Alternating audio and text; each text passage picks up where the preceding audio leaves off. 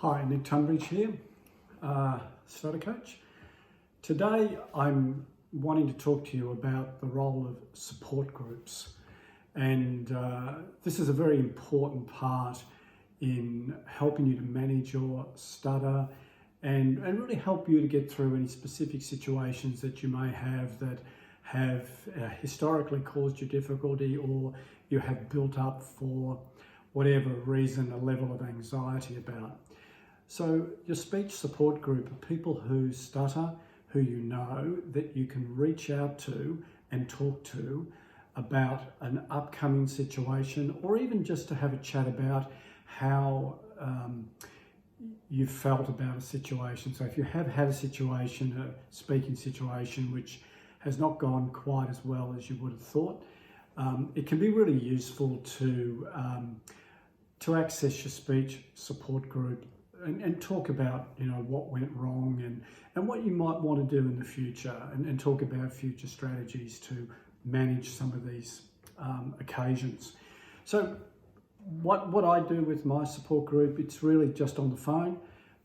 There's a number of people that I can ring, and it might be that I'm walking into a meeting and I'm feeling particularly nervous about the meeting, or I haven't slept well the night before, whatever the case, and I feel uncertain about my ability to manage that situation fluently from a speech perspective.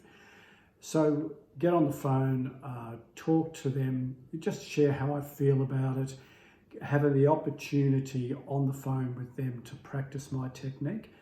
And I use fluency shaping, so that's about linking my words, slowing down and avoiding hard contact sounds, amongst other things. So it gives me an opportunity to talk to them over the phone and really slow my speech down and just go back to those fundamental, foundational aspects of my technique, and then slowly bring the speed back up to a normal level.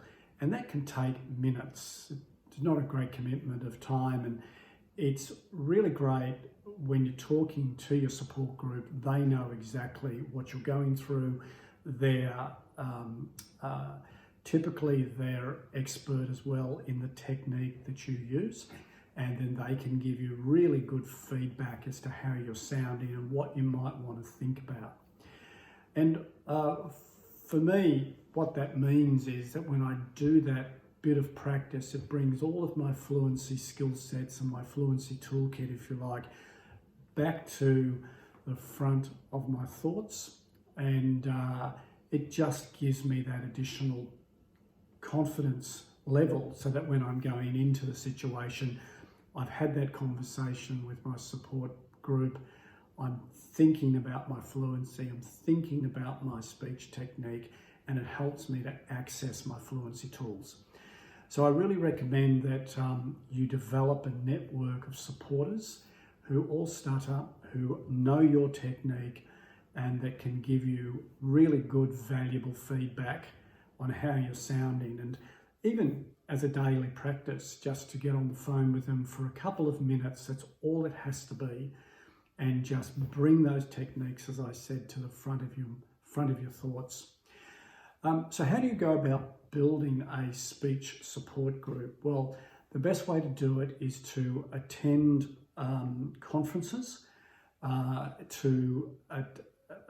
Often there are self-help groups that meet on a regular basis, and they're broken down into smaller chapters, so that there may well be a chapter or a group meeting in your area or close to your area, and that a key part of that is to attend the meetings, get to know the people, share phone contact details, and then get into the habit of doing that regular practice.